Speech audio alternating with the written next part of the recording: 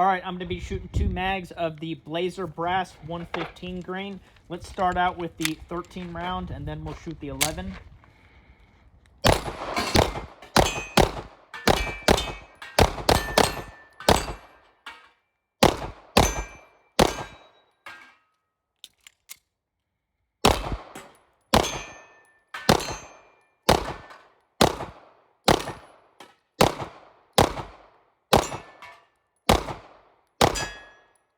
Hey guys, Church on Midget here, doing a video on a new handgun that I purchased. So I bought this basically for 2 reasons, because I need a lighter and a little bit smaller 9mm handgun to carry, because I am going to be moving across the country to live with my brother, and it is a very warm climate.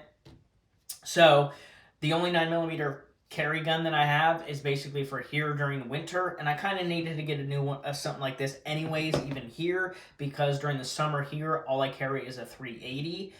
When shorts and a t-shirt, I needed something that's in 9mm that I can carry in shorts and a t-shirt, so this is what I purchased.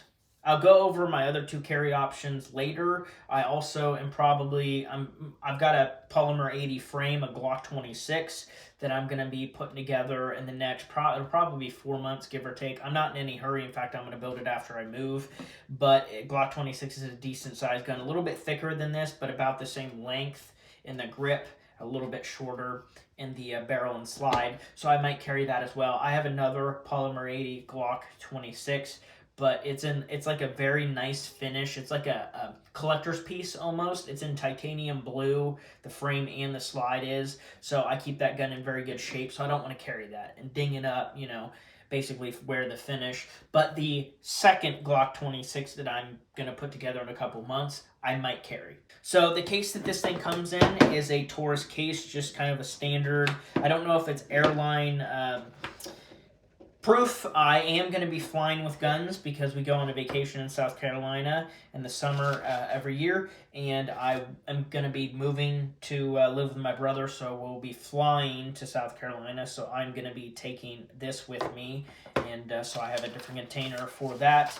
Got the manual in here, basic stuff. Apparently, I get a $50 rebate when I purchase this gun. I think you have to go on their website or mail something in, maybe, I think. So we'll see about that. I may end up doing that. I've also got the receipt for the FFL transfer, $25, and then the receipt from the company that shipped it to my FFL. I bought it from Bud's Guns. It comes with a fake gun that doubles as a tool, so to disassemble it, there's a flathead spot here, and you would use that tool to take it apart, to take the slide off. There is a base plate for the magazine that is flush. It comes with the pinky rest one as well, which is what I put on there, and it comes with a second back plate.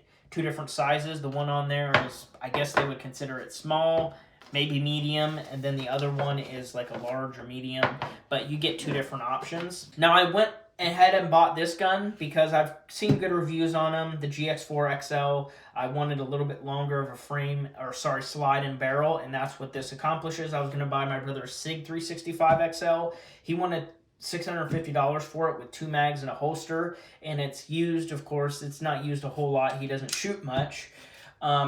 So it was in good shape, but I went ahead and just got this because I figured, why not? I don't own a Taurus. I kind of want one, see what they're all about. I've got a friend that has a G3 and over 1,000 rounds through that thing, and I've apparently never had a malfunction. I've shot probably 200 rounds through it myself. It's actually a really nice pistol for the price. Taurus is definitely, in the past 3 or 4 years, they've actually been making really good products. Now, it comes with a 13-round magazine and an 11-round magazine. The 13 round is basically just an 11-round mag with a +2 base plate. It's literally the same mag, just a +2 base plate. It literally says +2 on the back. So this one I actually don't need. This one I'm going to be using for the, shooting basically at the range, because I don't need that length on the bottom. With the 11-round mag, I get my fingers all on there. I'd probably consider my hand like small, maybe average, but I can get all my fingers on there, so I do not need the extended mag. I will use this at the range. It comes with one 11 round, and I bought another one, so I have 2 11-round mags for hollow points. I got one in the gun with one in the chamber, a spare 11-round magazine in the glove box, and then I actually have another 11 round on the way. So I will have an 11 and a 13 for the range, and then two 11s for personal defense, if you will. I did get a holster. This one was 25 bucks, just a cheap Kydex holster. It's from Whole Guns. It's decent. There's one complaint I have about it. The one complaint is the fact that it has play. Look at this. So it doesn't come out. It's tight, but it just goes up and down. Like, that is just really weird. It's like the what is it? The dimensions, if you will, the actual tolerances on the inside here where it locks with the trigger guard. There's like a little detent, and it's like too thick. It's just too thick of a space. It needs to be tighter tolerances, like thinned, so that it doesn't have as much play. Now, when you're carrying it, it's probably not going to bother me, but it does have a little bit of play. Again, I didn't spend all that much for it, so maybe I'll get something better. But it just rattles. It's got that play. You actually have to pull on it to get it out. I also put tritium night sights on here because the stock sights are garbage. That is the biggest complaint I have about this gun. The stock sights are trash. Now, this uses Glock sights. The back one was really easy to put on. The front one was not, unfortunately. You have to use a tool. You have to buy a Glock sight install tool and go through here to tighten it. And I actually had to modify the front sight by trimming back with a Dremel the portion where the threaded part is, because it would not line up properly because the way the slide is milled on the inside, there's like a step. It like gets narrow, and that's where the tool sits, but it was off. So the tool wouldn't line up properly. It wasn't the tool's fault. It's literally, or the sight, really. It's actually the slide. The slide on this Taurus doesn't have enough room to get it tightened, so I had to modify it. Didn't take too long. But to get into the features, it is a polymer frame pistol. It has the skateboard tape on here, which feels really, really good. Very nice. It's got the logo, the Taurus. This is cut out on the bottom, so you can strip the magazine if you need to. It's got like a notch there, but you shouldn't, because the magazines shoot out really well, even when the mag's closed. Of course, these have ammo in it, but when there's no ammo in the magazine, there is some spring tension. The slide lock is right here. I do wish that was ambidextrous. I'm a right-handed shooter, so I don't really need it, but that is kind of something I like, is an ambidextrous slide lock. One of my carry guns has that, and I love it, so wish that was on the other side. Lots of pistols don't have that, though. That's the takedown lever. Trigger on here is actually not bad at all. I'll show you that shortly. I'll get to that. The slide has serrations on the front and back. They're kind of generic serrations. They're deep enough. They're plenty deep and functional. They're just kind of basic. I don't know, the way they look and the distance that they're separated apart is just kind of generic. I don't know. And that's just such a cosmetic complaint that I have. It's kind of weird. It does say Taurus GX4 XL on the side there, and then nothing over here. So I'll show you it close up. It's stepped. It says 9x19, but you see how it's like got a little bit of fluting, you could call it, or like milling. So it just looks interesting. It gives it some flair. So I actually like that. Now the trigger, the magazine catch is only on the one side as well. You can put it on the other side if you want. Just switch it around. The trigger on here is actually pretty good, so there's not too crazy amount of play in front of it. Of course, you got the little safety there, but that's the play. And then you feel the resistance, and people on YouTube have used a trigger gauge, and it's between 4.5 and 5 pounds on every video I saw. The reset is kind of far forward. I mean, it's typical, like most striker-fired pistols, it's comparable. I'd say the Canic is like the only one that I've ever felt that actually has a better trigger. This is better than the stock Glocks, better than the Hellcat. Probably just the same as the SIG 365s, I would say. I would say they're comparable. They're very predictable. Some of the Glock triggers are very unpredictable, and they're very spongy. I'll give you an example of that. But again, the play here, really not all that bad. You feel the resistance. And there's no over travel either. Like when the trigger breaks, it stops. You see how it doesn't keep going back? It's actually a really good trigger for stock, definitely. Logo on the back, It's the bowl.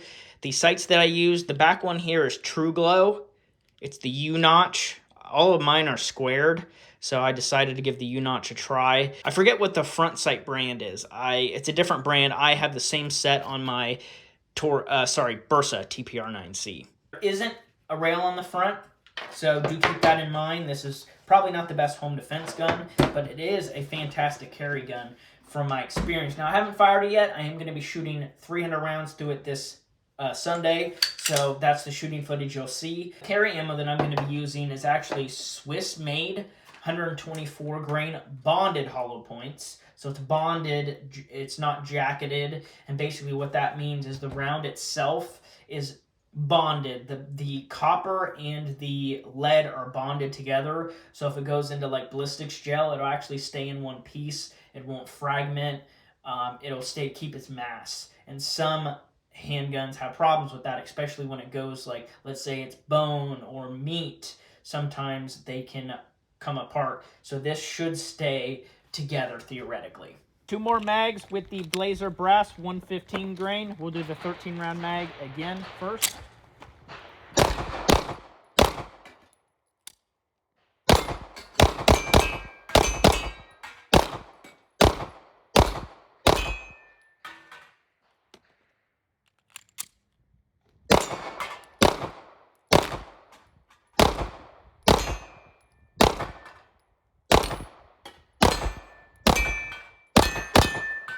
Now this stuff is actually really hard to find. It's Ruag, and it says Syntox on the top. This stuff I can't find anymore. I bought 4 boxes of this probably 3 years ago, and I think it was about 50 cents a round. And the description on the ammo said it was what the Switzerland law enforcement used, what their police and law enforcement use is this. That's what it said. I also did some quick Google searching, and it seems that it's accurate that this is what they use in their 9mm weapons for law enforcement in that country. But I haven't seen it for sale in like forever. I mean, it has been a long, long time, so I don't know if they don't export it anymore, but it's a good ammo, a good round.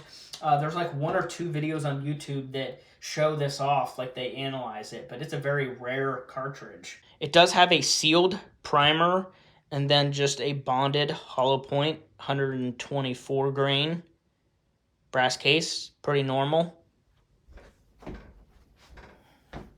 Now, this is also the ammo I use in my MP5 and my Glock 19. So I have 2 home defense 9mm. One is a PTR 9mm MP5. I have a 30-round mag with this stuff in it and a 20-round mag with this stuff in it. So I have a full box of 50 in those 2 mags. I also shot a full box out of that MP5, a whole 50-round box, and it functioned flawlessly. So I shot a full box out of that gun. I also shot a full box out of my Glock 19, which has an extended mag with a +2 base plate. So I have 26 rounds of this stuff in my Glock 19. Now, I did mention earlier I have 2 other handguns that I carry, so I'm going to pull those out and compare. Just real quick, this is a Bursa TPR9C. It is a the frame is metal and the slide is steel, of course. 4.5-inch barrel, tritium sights on here, 13+1. So it's a very heavy pistol. And this thing with shorts and a t-shirt, I cannot carry. So where I live right now, I can carry this during the winter. It's like 4 or 5 months a year. I can carry this gun just fine. But once it gets over 50 degrees, I really need a lighter, smaller pistol. So, because when I got shorts on right now, it starts to fall down once I just start like walking around like normal, doing average things. My pants start to fall down. Now, it draws really easily. I practice with this thing all the time. You know, I'm a huge fan of this pistol, but it is too heavy. So this is good for like winter use or, you know, kind of fall and spring when it's under 50 degrees. When it's over 50 degrees, I've been carrying my Springfield 911. This thing I can carry in shorts and a t-shirt and never have my pants sag because it's so light. It's like having a phone on my hip. It's very light and it draws really easily. Single action trigger, so I can shoot it very fast. 8 rounds, so I can dump the mag within a second or 2. Very fast, good trigger on that. Decently accurate. I've shot over 1,000 rounds through this gun, and it is fantastic. It's really not snappy at all, very controllable, very stylish. The titanium finish is really nice, so I love this pistol to death. I love it. But 380 is pretty much considered the minimum cartridge for self-defense. Most people agree with that. I wouldn't carry a 25 or a 22, even a 22 Magnum. I like the 380 because you're still getting some weight to it. This is a 90 grain bullet. So, but I did want a 9mm that was roughly the same weight, because honestly, when I put a loaded magazine in this gun, it weighs so close to the same.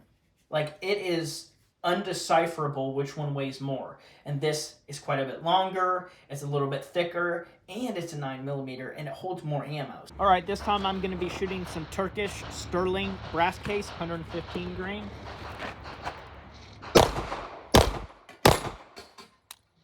Magazine came out.